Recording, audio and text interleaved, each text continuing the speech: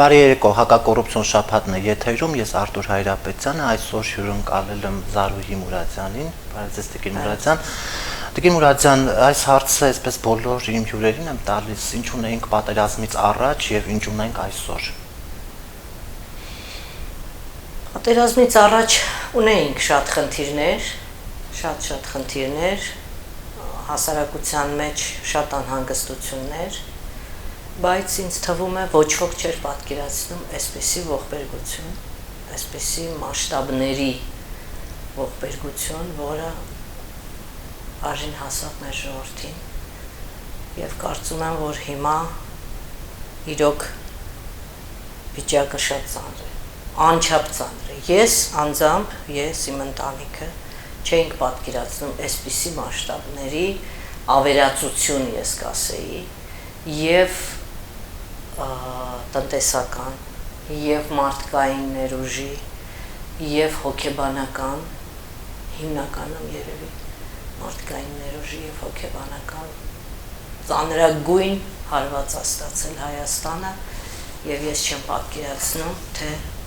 ինչպես ենք մենք դուրս գալու այս վիճակից։ Մենք պատերազմի ժամանակ ինֆորմացիա էինք ստանում եւ առաջին այն հեշթեգը, որ հաղթելու ենք, գուցե նաեւ պաշտոնական հայտարարություններն էր, որ անընդհատ մեզ ստանում էր դեպի հաղթանակ։ Այո, ավաղ մենք հասկացանք, որ մեզ մեծամասամբ խաբում էին, մեզ հույսեր էին տալիս եւ գոնե այն իրավիճակը, որը տիրում էր իմ պատկերասրահում ամսի 28-ից, այդ ոգևորությունը, այդ համախմբվածությունը, որ մենք ամբողջ օրը առավոտից երեկո կամավորներ էին մոտ աշխատում էին, ես Սարգիս Մուրադյան պատկերասրահի հիմնադիրն եմ, դեռ 16 թվականից իմ ընտանիքը լծվեց բանակին հնարավորինս օգնելու ապրիլյանի ժամանակ եւ այս պատերազմը սկսվելն ու մեկ օր հետո նորից պատկերասրահը վերածվեց մեծ աշխատասենյակի, կարի ֆաբրիկայի, շտաբի, պահեստի, ամբողջ պատերազմի ընթացքում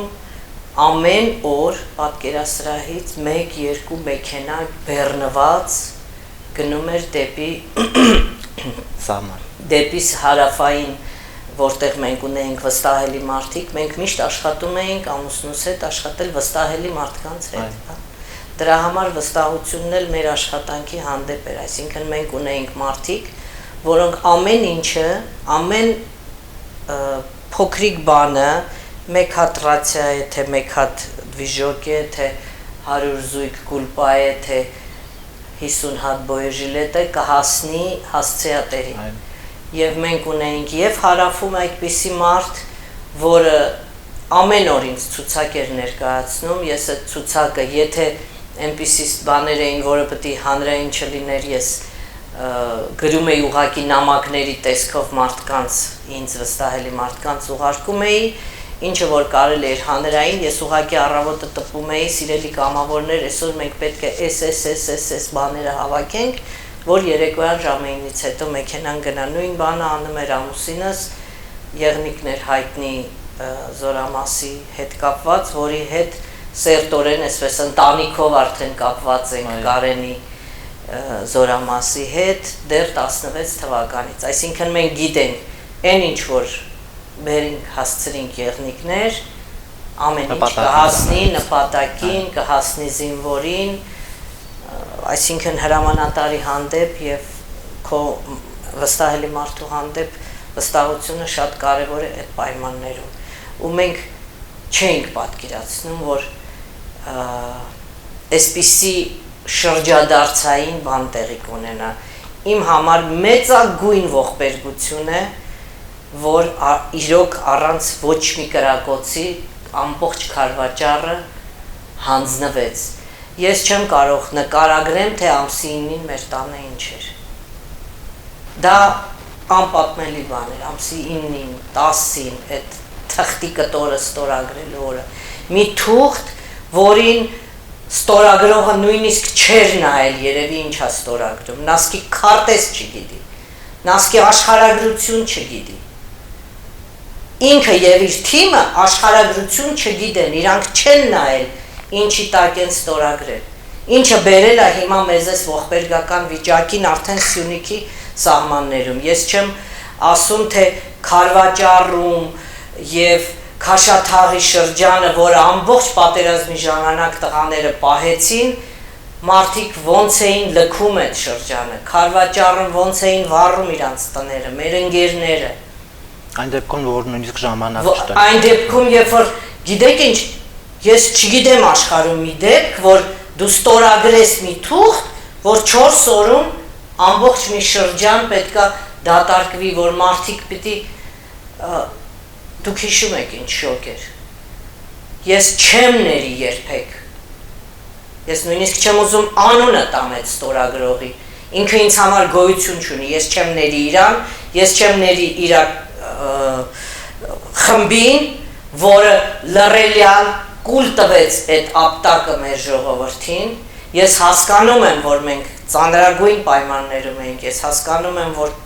ծանրագույն ճակատամարտներ էին գնում, որ մենք շատ զոհեր ունեինք, բայց միաժամանակ մեզ խաբում էին, որ մենք հաղթում ենք, ու մեկ էլ մի ժամում, երբ որ երեկոյան մենք բոլորս պատկերասրահում նստած էինք եւ մեզ մոտ մարդիկ էին գալի, ասում էին Շուշիում, մերոնք հիմա Շուշիում են եւ հիմա Շուշին չեն հանձնում։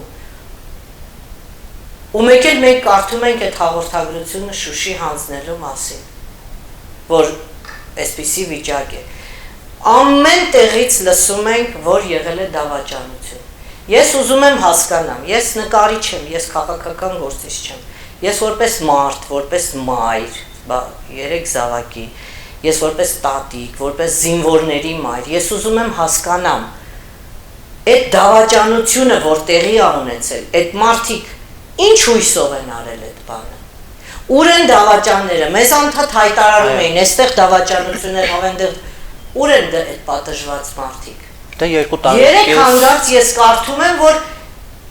չգիտեմ 100 քանի զինվոր է ձերբակալվել։ Բա ուր են այն հրամանատարները, որոնք թույլ չէին տալիս կրակել։ Այո։ Բոլորս արդեն բազմաթիվ պատմություններ ենք լսել, որ կուտակումները կային, մարդիկ ասում էին բերեք թիրախավորված կրակենք, ոչնչացնենք, եւ հրաման չէին ստանում։ Ինչ է սա, եթե ոչ հայրենիքի դավաճանություն։ Ով պիտի պատասխան տա սրա համար։ Որտեղից էր գալիս այդ վերջնական հրամանը չկրակել, չոչնչացնել, չվերացնել թշնամական այդ, ասենք, շարասյունը տանկերի։ Բազմաթիվ հարցեր, որոնք չունեն պատասխան,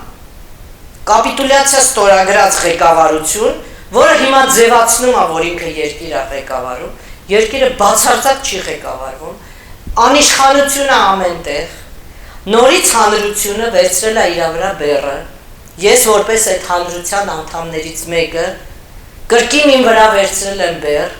ամեն օր տասնյակ փախստականների, ուրեմն ես եւ իմ կամավորները ապահովում ենք ինչով, ամենաէլեմենտար բանով, դոշակ, բարձ, վերմակ։ Իմ պատկերասրահը նորից կարի ֆաբրիկայի է վերածվել։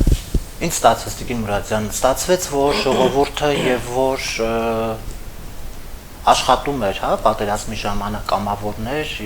եւ տեսանք թե ինչ հումանիտար մեծ օգնություն եկավ, մարդիկ ինչով հնարավոր էր կարողացան օգնել։ Այդ ժամանակ ժողովուրդը ժողովուրդ էր եւ ստորագրելուց հետո, կապիտուլյացիա ստորագրելուց հետո բոլորը չգիտես ինչու դառան մեղավոր, բացի մեկ մարդուց։ Այո։ Այդ մեղքի բաժինը որտեղից է գալիս, հա? Անդադ մեղքի բաժինը գցել ժողովրդին։ Գիտեք ինչ, չկայացած մարդը, որը չպիտի գար իշխանության, որովհետև նա պիտի հասկանար, որ ծանրագույն մենք վաղուց ենք պատերազմի պայմաններում։ Այո, կիսապատերազմական։ Կիսապատերազմական, անդադ զոհեր, նա գիտեր, որ այս բեռը իր վրա, ինչի վրա էր հույսը դրել։ Իրա կողքը հավաքած կներեք լակոտների վրա, որոնք ոչ ղեկավարելու փորձ ունեին, ոչ պրոֆեսիոնալիզմ ունեն։ Ինձ կասեք ով է Ավինյանը։ Միջև հիմա ես բազմաթիվ մարդկանց հարցնում եմ, ով է Ավինյանը, ոնց եղավ, որ ամբողջ տնտեսական, տրանսպորտային եւ ծանրագույն ոլորտները վստահվեց մի մարդու, որի մասին ոչ ոք ոչինչ չգիտի։ Եվ այդ ամբողջ ոլորտները պրավալի են գնում ամեն օր, մինչև պատերազմը եւ պատերազմից հետո։ Ով է այդ մարդը, ով բերեց իրան։ Ինչու այդ մարդիկ հիմա չեն հեռանում։ Արդյոք նրանք չեն հասկանում, թե ինչ կատաստրոֆիկ վիճակի են հասցրել երկիրը։ Դե պատասխանատվության զգացում չկա, նույնիսկ պաշտպանության նախարարը հրաժարական տվեց եւ ստացվեց նախորդների ժամանակ էլ էր, չէ՞, այդպես։ Պաշտպանության նախարարի մասին բազմաթիվ փաստաթղթեր տպվեցին։ Որ մեկի համար փաստաթղթեր։ Պատիժը եղավ հրաժարականը։ Եվ ուրիշ ոչ մի բան։ Այո։ Հիմա ես դες 2 օր առաջվա պատմություն ասեմ, որը ինչ անչափ զայրացրեց։ Գտնվեցին այդ 6 հրաշք տղաները, որոնք ես չգիտեմ, իրոք հրաշքով փրկվել են։ Իրանց մարդկային հատկությունների, իրանց ընկերասիրության, իրանց հնարամտության, խելքի շնորհիվ այդ 6 երեխաները փրկվեցին։ Եվ ես երեք լսում եմ հարցազրույց մայրիկներից մեկի, որը ասում է, մենք ուզում էինք գնայինք, ուշադիր լսեք, բայց մեզ ասեցին, որ մեր անվտանգությունը չեն կարող ապահովել։ Ոնց թե չեք կարող ապահովել։ Կներեք, դուք ով եք ընդհանրապես։ Ոնց չեք կարող ապահովել 10 ծնողի, 12 ծնողի նստացնեք մի հատ մեքենա,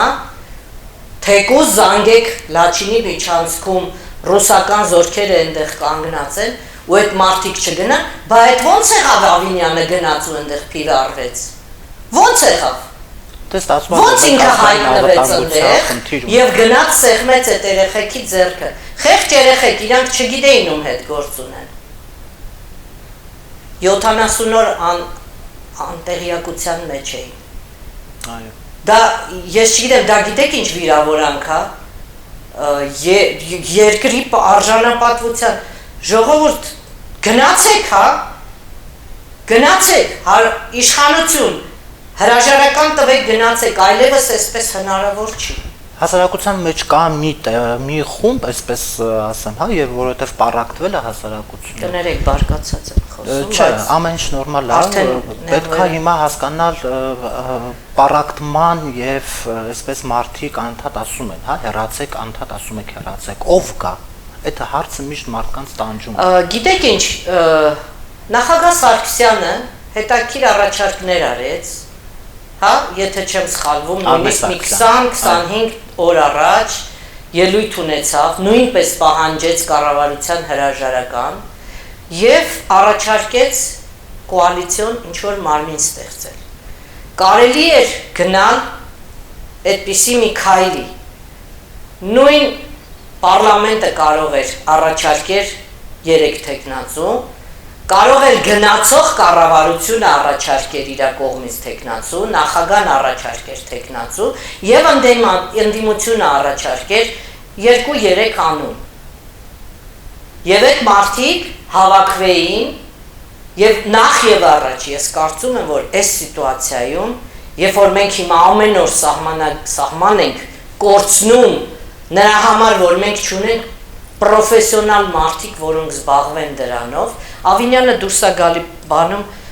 ազգային ժողովում, ասում է ոչ մի խնդիր չկա, սահմանային ոչ մի խնդիր չկա, ու ամեն օր մենք մի գյուղ ենք կորցնում կամ ճանապարհի մի կտոր ենք կորցնում, տղա ջան գնա,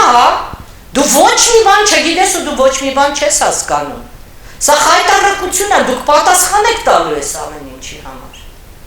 Եվ ազգային անվտանգության ծառայությունը համար է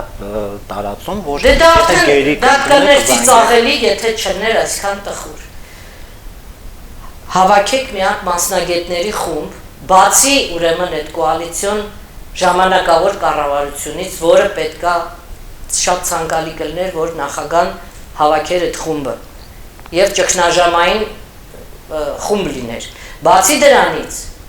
կառավարություն, դուք ամբողջ օրը նստած եք ու ամբողջ օրը փաստում եք, որ այս ճանապարհի կտորը կորցրինք, այն ճանապարհի կորցրինք, այս գյուղը կորցրինք, այն գյուղը։ Մի հատ հավաքեք մասնագետների։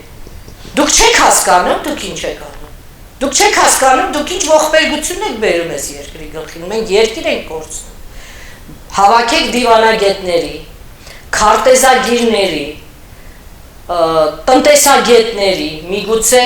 ես չգիտեմ, կադաստրի կոմիտե, որոնք որ զբաղված են։ Չկա աշխարհում տենց բան, որ դիմացի պետությունը գա, ասի, թող գնաս տեղից։ Վերջի վերջը նույն Վրաստանի եւ Ադրբեջանի սահմանները 25 տարի միջև հիմա վերջնականապես ես կարդացել եմ, սահմանագծված չեն, այսինքն դա երկարատև պրոֆեսիոնալների, հանձնաժողովների, խմբերի աշխատանք է, երկարատև։ Դուք կներեք, երկիրը թողել եք ինքնահոսի եւ թշնամին հիմա կներեք թքելով մեր երեսին, ինչ ուզում է անում, էլ դուք ինչի համար եք։ Եվ ստացվում է, որ մեր ճակատագիրը այսպես որոշում է Թուրքիան եւ Ռուսաստանը։ Այո։ Եվ Ադրբեջանը։ Ադրբեջանական զինվորը դրոշը վերցնում, գալիս կանգնում է Հայաստան, հայկական գյուղի մեջտեղը ասում է թող գնաս տեղից։ Ես կներեք, ես արդեն բառեր չեմ գտնում, ես խելագարության եմ հասնում։ Այսինքն ստացվում է, երևի այդ իմ աշխատանքը, որ ես ամբողջ օրը գոնե 10 ժամ աշխատում ենք, մենք բանվորի նման աշխատում ենք, փրկում է, որ մենք չխելագարվենք։ Իմ մոտ աշխատում են 10-12 կամավոր կանայք, որոնք ասում են մենք փրկվում ենք, որ չգժվենք։ Այսինքն չի ստացվում այնպես, որ մարդիկ տանն են եւ դուր չեն գալիս հրապարակ, իրենք չունեն բողոք, այսպես ասած։ Բոլորը ունեն բողոք, բոլորը։ Եւ ես այն օրը դիմեցի 17 կուսակցություններին, կներեք, չգիտեմ ովքեր են այդ կուսակցությունները։ Գիտեմ, որ Դաշնակցություն ու մի երկու անուն, անկեղծ ասած ոչ հետևում եմ։ Ես իրանց խնդրեցի մի քանի օր դուրս մի եկեք, հա։ Անց տպավորությունն է իմ մոտ, որ իրենք դուրս են եկել Նիկոլ Փաշինյանի պահելու համար։ Այո, այդպիսի տպավորությունը իմ մոտ նույն տպավորությունն է, որ իրանք իրար հիմա ձեռ են տալիս։ Եվ Նիկոլին ձեռա տալի, որ նրանք աղմկի են, իրան ձեռա տալի, որ իրա զոմբի բանակով ուրեմն հարցակվի մնացած մարդկանց վրա, որոնք որ քննադատական միտք են արտահայտում, այդ մարդիկ փորձում են ինչ-որ մի բան ասել կամ առաջարկել, հա, թեկուզ Facebook-ում, սոցիալական ցանցում կամ հարցազրույցում, այդ մարդկանց վրա հարցակվում են եւ սկսում են վախացնել, ուրեմն մի հատ բոբոների խումբ են ստեղծել, հա, հրեշների, եւ դրանցով մեզ վախացնում են։ Այսինքն Նիկոլին ձեռատալի նրանց հարթակում լինելը, նրանց ձեռատալի Նիկոլ այս վիճակը։ Այսինքն պարանը, որ կողմը որ կարողանա քաշել իր կողմը, եւ տխուր է իրականում։ Շատ տխուր է։ Շատ տխուր է, ես չեմ հիշում երբեք վերջի անգամ ժպտացել։ Հա, այն օրը որ այդ 6 երեխաները գտնվեցին, ես ուրախությունից ստացել եմ։ Ես երանի, ես իմ ծանոթներից մի քանիսի 5-6 հոգու առնվազն ես գիտեմ, ում երեխաները անհետ կորել են։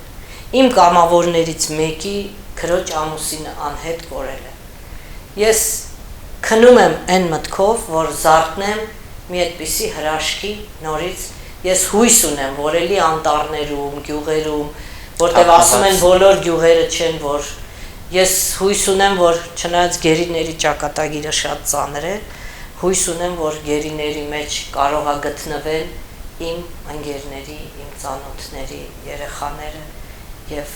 գոնե մի օր էլ ժպտանք, հա։ Բայց այնուամենայնիվ պատերազմը չի ավարտվել։ Այո, պատերազմը չի ավարտվել, բոլոր մեկնաբանները եւ քաղաքական վերլուծաբանները գուժում են շատ ավելի սարսափելի պատերազմ այս ռեգիոնում։ Ես չգիտեմ, գիտեք, ես չգիտեմ ճիշտ թիվը, բայց իմ կարծիքով առնվազն 30,000 տնազրկված, հայրենազրկված, ունեզրկված մարդիկ հիմա գտնվում են Երևանում, Հրազդանում, Աբովյանում, որտեղ իմ մոտ գալիս են տարբեր տեղերից։ Ես մի քանի անգամ դիմել եմ եւ քաղաքապետարանին, եւ թաղապետարաններին։ Առաջի բանը շտապ ապահովեք մարդկանց տաք վերմակներով։ Սոցիալ-նախարարությունն այս ընթացքում ոչինչ չի անում։ Ճիշտն ասած ես չգիտեմ։ Որտեւ եւ որ ինչ որ հարցով դիմում ես, ասում են որ սոցիալ-նախարարությունը Ես ժամանակ չունեմ, իմ հեռախոսները անընդմեջ զանգում են։ Ես քնում եմ ժամը 12-ին դեռ կներեք, նամակներ եմ ստանում, ընդ որում եւ իմ անունով, եւ Սարգիս Մուրադյան պատկերասրահ անունով։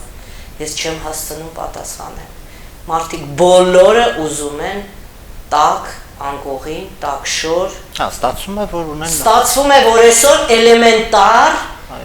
վերապրելու խնդիր ունենք։ Պարզագույն այս ձմեռը վերապրելու խնդիր։ Ես գիտեմ, սա դեմոգրաֆիկ կատաստրոֆա է։ Գարնանը մենք չգիտենք ինչ է լինելու։ Եթե սահմանները բացի արտագաղթ։ Լավ, այս մարդիկ հիմա մի ամիս, երկու ամիս ինչ որ փոխհատուցում ստանում են, տալիս են այդ տան վարձը, այդ ցուրտ տների վարձը։ Հետո այդ փողն էլ կվերջանա, բա հետո։ Առանց այդ էլ մենք ունեինք 30% աղքատություն։ Հարգելի թաղապետարաններ եւ քաղաքապետարան, որ հարկեր եք հավաքում, տուրքեր եք հավաքում, տուգանում եք անընդմեջ, ընկնում եք մարդկանց տներ տուն։ Ես ձեզ անկեղծորեն ասում եմ, լիքը կարի ֆաբրիկաներ կան։ 3000-ից 3-4000 դրամով կարելի է պատվիրել վերմակներ։ Իմ երկու տղաները օդաչուներ։ Արդեն մի քանի կարի ֆաբրիկայի հետ գործ են անում, այսպես ասած։ Գնում են, պատվիրում են, իսկ որտեղից է գումարը գոյանում, տարբեր կամավորներից, այն մարդիկ, որոնք արդեն ոչ մի հիմնադրամների չեն վստահում, ուղղակի գալիս են եւ ասում են, այ մեր կողմից 20 հատ վերմակ առեք, մեր կողմից 30 հատ վերմակ առեք, արդեն հասկանում են, որ հիմա մարդիկ ուղղակի գոյատևելու, չհիվանդանալու, չմեռնելու հարց ունեն։ Բրջակույն խնդիր։ Ու չկա կառավարություն, ես չգիտեմ կառավարություն, ես նույնիսկ չեմ հասկանում ինչով են զբաղվում։ Դե պատերազմի հրադադարից հետո մինչ առեսօր մենք որևէ ինչ որ շարժ չենք տեսնում իրենց կողմից, հա, որ պետք է նայեք, հիմա պետք է արդեն ստեղծել ճգնաժամային կոմիտե, հա? Նույնիսկ եթե իրանք հրաժարական չեն տվել, բայց պատերը թուղթը ստորագրելուց 2 օր հետո պետք է ճգնաժամային հանձնաժողով ստեղծվեր, որտեղ գիտեին, որ այս քանակի արդեն լիքը կար տեղահանվածներ, պլյուս քարվաճար, ուրեմն քաշաթաղ եւ այլ, ուրեմն հանձնված, sense մի գրչի ստորագրությամբ հանձնված եւ զբաղվեին մարդկանց տեղավորելու, արագընթաց ինչ որ թաղամասեր սարքելու, քաղաքից դուրս, բաց տարածքներ կան, ինչ որ մոդուլային շենքեր բերելու, արագ ոնց են հիմա ռուսները, ռուսական զորքը ոնց է հիմա արագացված ինչ որ զբաղվեք այ մարդ, զբաղվեք գոնե դրանով մարդկանց տեղավ, մարդիկ 100,000, 120,000 վարձով են տալի, լավ, 1 ամիս, 2 ամիս փոխհատուցումը տվեցին, մարդիկ վճարեցին, հետո ինչ են անելու, ինչ են ուտելու, ինչ են հագնելու, մարդիկ տկլոր եկել են, ինչքան պետք է մենք հագած շոր բաժանենք մարդկանց, ինչ ճգնաժամային որոշումներ եք կայացրել, կառավարություն միջև այս պահը, ցույց տվեք, մի հատ ցուցակ ցույց տվեք, ինչ որոշումներ եք կայացրել ձեր երեսից տեղահանված մարդկանց տեղավորելու համար։ Ես գիտեմ հիմա այն վրա ինչ հարցակումներ են սկսվելու։ Դե հարցակումներ այսպես մարդկանց վրա արդեն իսկ սկսվել է։ Այո։ Փորձում ես մի երկու տրամաբանական հարց գրես, ասենք կառավարության էջում կամ չգիտեմ ինչ որ մի նյութի տակ, առնվազն 400 հոգի սկսում են քեզ հայհոյել, անհայտակումը օգտատեր։ Ընդ որում հայտնի էլ կա, հայտնի է, նույնիսկ սպառնալիքներ եմ ստացել։ Ինձ մի կին սպառնում էր մի քանի օր առաջ։ Ինչ որ անեծքներ էր գրել, ես իրան նամակով գրեցի, ասի դուք ինձ սպառնում եք, ես դες հրավիրում եմ հանդիպման։ Եկեք իմ մոտ, չէ, ես դες չեմ սպառնում։ Ես ուղղակի գրել եմ, որ Աստծուն, Աստված տեսնում է, Աստված կպատ։ Հասկանում եք, հենց որ դու կոնկրետ մարդուն վերցնում ես, ասում ես, դու ինձ սպառնում ես, արի պատասխան տուր քո սպառնալիքի համար։ Ինչ ես արել դու ես 3-4 ամիսը։ Արի, ես քեզ ցույց տամ, ես ինչ եմ անում։ ու դու ինձ ասա, ես արժանի եմ այդ քո խոսքերին։ Չէ, տխուր իրականության մեջ ենք ապրում եւ հուսանք, որ մի լույս։ Միակ բանը, որ կարողացավ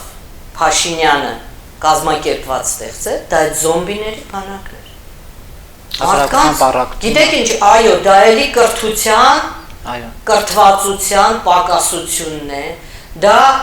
լրագրողական մանիպուլյացիաների հետևանք է, որին ինքը փայլուն տիրապետում է,